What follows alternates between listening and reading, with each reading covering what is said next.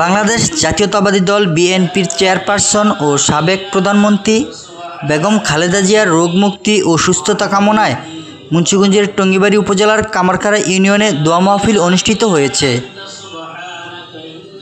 Union BNP নেতা মোহাম্মদ জাহাঙ্গীর মাতবরের উদ্যোগে শুক্রবার বাদ জুমা বাঙ্গুনিয়া পূর্বপাড়া জামে মসজিদে এই দোয়া মাহফিল অনুষ্ঠিত হয়। দোয়া শেষে মুসল্লিদের মাঝে তোবারক বিতরণ করা হয়। এ সময় উপস্থিত ছিলেন উপজেলা বিএনপির যুগ্ম সাধারণ সম্পাদক মাহবুব আলম সেন্টু দেওয়ান, মোহাম্মদ মামুন মোল্লা, উপজেলা কৃষক দলের সহসভাপতি আজিজ হাওলাদার, কামারখাড়া ইউনিয়ন বিএনপির যুগ্ম সাংগঠনিক সম্পাদক নাসির মোল্লা সহ কামারখাড়া ইউনিয়ন বিএনপি ও সহযোগী সংগঠনের নেতাকর্মী বৃন্দ।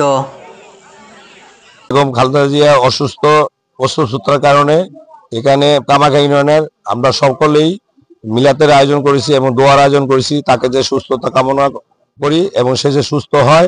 সবাই আপনারা দোয়া করবেন, দেশবাসী সবাই দোয়া করবেন। বেগম খালেদা জিয়া আমাদের তিনবারের প্রধানমন্ত্রী।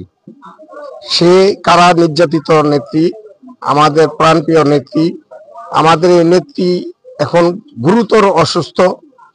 আল্লাহর কাছে দোয়া করা ছাড়া আর কোনো প্রার্থনা আমাদের নাই। দেশনেত্রী বেগম খালেদা জিয়া গুরুতর অসুস্থ, তার জন্য আমরা সবাই আজকে এই জুমার পরে একটা মিলাদের আয়োজন করেছি এবং তোবারক বিতরণেরও ব্যবস্থা রেখেছি। আমি আশা করব সারা বাংলাদেশের মানুষ আমাদের নেত্রীর জন্য যে দোয়া করতেছে, আল্লাহ যেন তাকে এই দোয়ার উছিলা করে তাকে সুস্থতা দান করে। উনি বিদেশ যান নাই, উনি বলছেন না এই বাংলাদেশই আমার সম্পদ, এই বাংলাদেশের জনগণই আমার সম্পদ। যার কারণে আমরাও তার জন্য আপনারা সবাই দোয়া করবেন ইনশাআল্লাহ, উনি যেন সুস্থ হয়ে আবার আমাদের মাঝে ফিরে এসে যেন এই বাংলাদেশের হাল ধরতে পারে।